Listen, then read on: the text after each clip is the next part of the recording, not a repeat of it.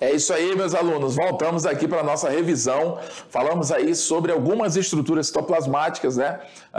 Do que a gente vem discorrendo aí sobre as várias estruturas que estão presentes na célula. E como não são poucas, nós estamos dividindo isso em várias aulas. Agora a gente falou sobre o quê? Joga na tela. Nós falamos sobre o complexo golgiense, né? Que está muito associado aí ao empacotamento de substâncias. Na aula passada, nós havíamos falado sobre a questão dos lisossomos, né? Os lisossomos, eles armazenam enzimas digestivas que são empacotadas, né, pelo complexo golgiense, ou seja, essas enzimas são produzidas lá no retículo endoplasmático liso e elas vão ser capturadas, vão ser empacotadas por membranas produzidas, né, por pacotes produzidos no complexo de Golgi, por exemplo. Então, o complexo de Golgi ele acaba fazendo a distribuição de várias substâncias, né, que algumas vão até agir fora da célula, não é necessariamente só dentro da célula, mas são substâncias que vão sair de alguma forma da célula, tá? Os cloroplastos também, nós falamos sobre os cloroplastos, que é uma estrutura citoplasmática presente nos vegetais, que permite esses seres vivos realizarem a fotossíntese. Nós vimos sobre as estruturas que estão presentes dentro do cloroplasto, né? Vimos ali o grano, vimos os tilacoides, o próprio DNA também, né? Que está presente ali dentro do cloroplasto, ou seja, ele possui DNA próprio, né? Então isso faz dele uma molécula também muito importante e diferenciada no caso dos vegetais. Assim como nós vimos também as mitocôndrias. As mitocôndrias que também estão presentes nos seres vegetais, tá bom? Eles têm cloroplastos e têm mitocôndrias, os vegetais. No nosso caso, a gente só tem a mitocôndria, a gente não tem o cloroplasto, tá? E a mitocôndria também apresenta DNA próprio, tá? E funcionam aí como usinas energéticas, ou seja, é na mitocôndria, mais precisamente na matriz mitocondrial, que ocorre a produção, perdão, pessoal, ocorre a produção de energia. E essa energia vai vir na forma de quê? De ATP, adenosina trifosfato, tá bom? Eu até expliquei durante a fala, quando a gente estava falando sobre mitocôndrias, eu expliquei a questão da glicose, até ela chegar lá no mitocôndrias para começar o processo de produção de energia. Vale lembrar que as mitocôndrias e os cloroplastos, eles são estruturas que possuem DNA próprio, por quê? Porque acredita-se que eles eram células primitivas, procariontes, né? Que por algum motivo da evolução, em algum ponto da evolução dos seres vivos, as células procariontes acabaram invaginando o cloroplastos e mitocôndrias e essas estruturas passaram a funcionar a favor dessas células que invaginaram elas, fazendo com que, com o passar do tempo, elas fossem sempre necessárias nessas células, tá? Causando assim uma certa dependência, o que foi fazendo surgir, né, um tipo novo de célula, que no caso veio culminar aí nas células procariontes, mais tarde com o aparecimento, por exemplo, da membrana carioteca, que passou a compor o núcleo e passou a armazenar o material genético dessa célula, né? Mas enfim, isso é um outro assunto, mas só para vocês entenderem a correlação das mitocôndrias com a questão da produção de energia e o surgimento dessas estruturas, tanto da mitocôndria quanto dos cloroplastos, tá bom? Agora, de forma geral, são todas três componentes citoplasmáticos. Vale lembrar também, mais uma vez, que os cloroplastos a gente vai encontrar nos vegetais, tá bom? E as mitocôndrias a gente encontra tanto no animal quanto no vegetal, beleza? Cloroplasto tem como principal ação, né? Ela possibilita a fotossíntese por parte das plantas. Beleza, pessoal? Então foi o que a gente viu hoje. tá? Agora vamos lá para a nossa atividade, dar continuidade aí no nosso processo educacional. Vamos lá.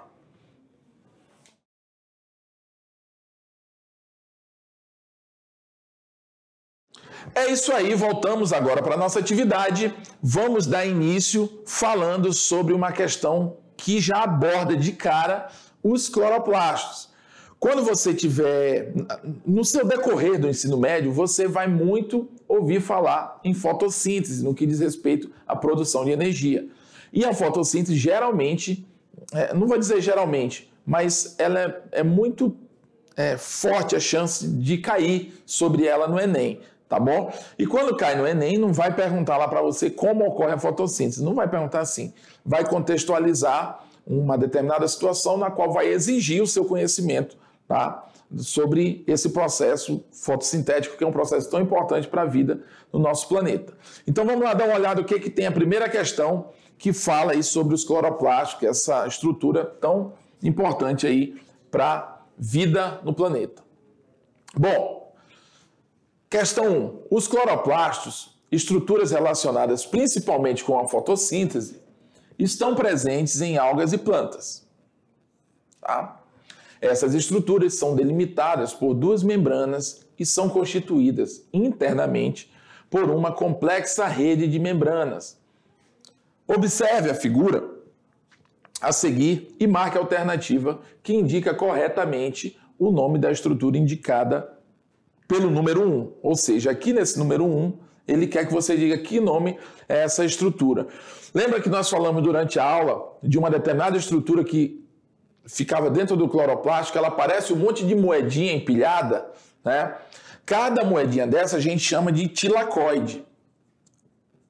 Deixa eu ver se dá para escrever aqui, tilacoide, né? Mas a estrutura inteira dela recebe um outro nome. Tá bom? E é esse nome que a questão está querendo. Vários tilacoides empilhados vão formar o quê? Tá bom? Uma coisa que eu quero atentar aqui para essa questão, independente da resposta, é que ele diz assim, ó, aqui no início, os cloroplastos são estruturas relacionadas principalmente com a fotossíntese e estão presentes em algas e plantas. Você pode perguntar, professor, mas as algas realizam fotossíntese? Com certeza, pessoal. A principal fonte de oxigênio do planeta não é das plantas, e sim das algas. A maior parte da fotossíntese que gera oxigênio para o planeta vem das algas e não das plantas, tá bom? Você acha que tem vegetação no mundo? Tem muita, só que algas tem muito mais. Você pode perceber isso por quê? Porque o planeta ele é em 75% formado de água. Né? E as algas estão na água. Logo, você consegue perceber que as algas estão numa porção bem maior do que as porções continentais que a gente conhece. Tá bom? Agora, voltando para a questão, qual é o nome dessa estrutura? Né? Tilacoides é cada um, mas a estrutura empilhada ela tem um outro nome. Qual seria? Grânum. Tilacoide não é porque eu já falei que é uma daquelas moedinhas lá, é um tilacoide. A gente quer saber a pilha delas, qual é o nome, né? Estroma, tonoplastos, lamela, né? Qual seria aí, então, a estrutura? Se você respondeu a letra A, você está correto. Vários tilacoides empilhados vão formar um grânum, tá bom? Então, letra A, de quê? De abestado, né? Eu gosto dessa nossa língua do nosso norte. Abestado. Tá bom, pessoal? Grânum. 2. Os cloroplastos são organelas típicas de algas e plantas, tá? Que apresentam coloração verde. Isso ocorre graças à presença de... Pô, pessoal, essa aqui é muito fácil. Até meu amigo Renan, né, vai conseguir responder essa questão sem olhar as alternativas. Né? Qual é o pigmento que confere a coloração verde às plantas e às algas? Tcharam! Eu nunca vi 3 óculos tão concentrados agora na minha frente, né? Eu estou brincando assim, pessoal, o pessoal aqui do estúdio, o pessoal da equipe aqui de gravação, tá? Para quem está escutando, de repente não está entendendo, tá bom? Que eles ficam tentando também responder a questão. Então, ó, isso ocorre graças à presença de quê? Tá? Os cloroplastos são organelas típicas das algas e plantas que representam a coloração verde, Legal. Isso ocorre por quê? O que está presente nos cloroplastos que dá essa coloração verde para a planta ou para a alga? Carotenoides, flavonoides, antocianina, ficobilina, clorofila. Se você respondeu letra C de cuidado, né? Você acertou. A clorofila, né, são os seres clorofilados, são os seres realizadores de fotossíntese. A clorofila, pessoal, é ela que assimila a luz do sol e transforma isso em energia para entrar na cadeia de produção de energia dentro da planta, tá bom? Então, só lembrando, a planta, isso é interessante, tá? Olha aqui para mim. A planta, ela vai produzir a glicose, tá bom? Através da fotossíntese. Mas a glicose, a partir daí é que vai ser produzida a energia, tá bom? Quando a fotossíntese é feita, ela faz isso para produzir glicose. Ou seja, a planta consegue fazer isso sozinha. E essa glicose vai participar da produção de energia, tá bom? A fotossíntese em si, ela já não produz a molécula energética em si, não. Ela produz a molécula orgânica que vai ser usada na produção da energia, entendeu? Nós não. A gente não assimila, a gente não produz a glicose dentro da gente. A gente precisa se alimentar para adquirir essa glicose do alimento, tá bom? Então, essa é a diferença. Então, nós somos seres heterotróficos e os seres clorofilados, né, que são os seres fotossintetizantes, são seres autotróficos. Beleza? Vamos lá. Volta para a tela. Então, questão número 3 agora. As mitocôndrias são estruturas com dupla membrana. A membrana mais externa apresenta-se lisa, enquanto a interna possui dobras que são chamadas de... Olha aí, você que estudou mitocôndrias, que está esse tempo todo assistindo a aula, né, sobre mitocôndrias. As mitocôndrias, eu vou desenhar uma mitocôndria aqui. Tá? Elas têm esse formatinho aqui dentro. É mais ou menos assim. Né? Então, essa membrana mais externa apresenta-se lisa. Aqui. Mas dentro, ela possui umas dobras, que são essas dobras aqui, ó. Essas dobras, elas têm um nome, que é essas dobras é que vão dar uma característica bem certa de que aquilo se trata de uma mitocôndria. Esse visual, quando a gente olha, quem conhece, claro, né, quem estuda, trabalha com biologia, a gente já sabe de cara que uma estrutura desse desenho aqui está tentando de alguma forma representar uma mitocôndria. Então, essas dobras que tem no interior dessa estrutura são o quê? As cristas mitocondriais, são as vesículas mitocondriais, estromas mitocondriais, DNA mitocondrial ou tilacoides mitocondrial. Tilacoides, né, não tem porque é lá no vegetal. Tá? E não tem esse mitocondrial aí no meio. Tá bom?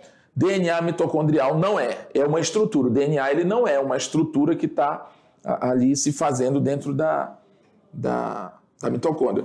Vale lembrar que a mitocôndria ela tem DNA próprio, sim, tá bom? Mas o DNA ele não é algo físico ali dentro da mitocôndria, tá bom?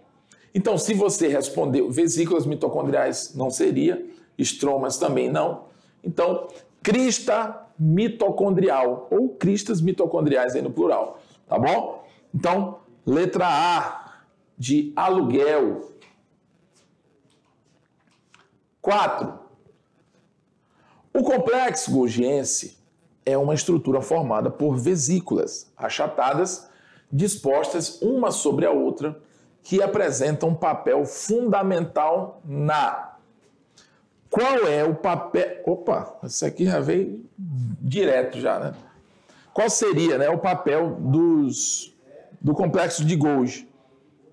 Como ele já disse aqui, secreção celular, né? O que acontece?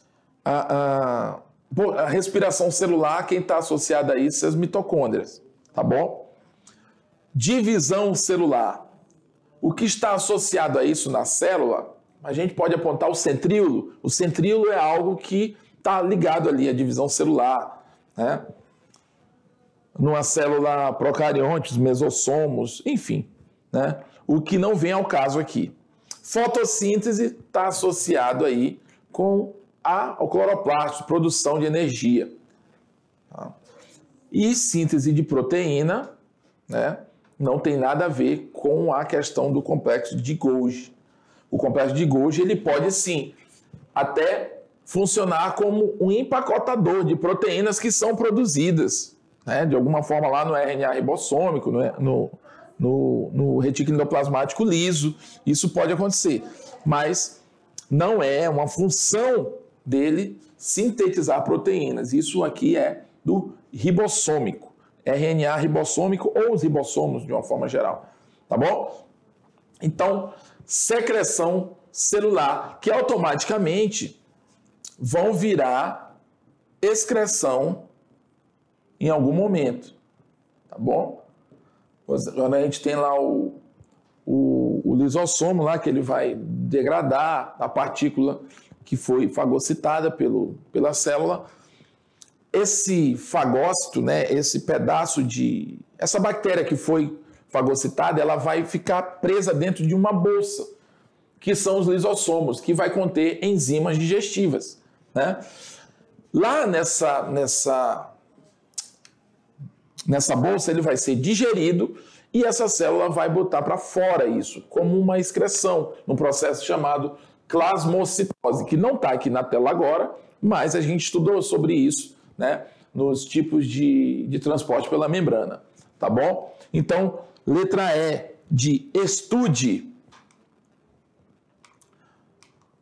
Letra 5, ou questão 5, os cloroplastos são importantes organelas presentes nas células vegetais e nas algas. A respeito dos cloroplastos, marque a alternativa incorreta, tá? Ou seja, eu tenho que dizer o que está errado, tá bom? Os cloroplastos estão relacionados com o processo de fotossíntese, certo?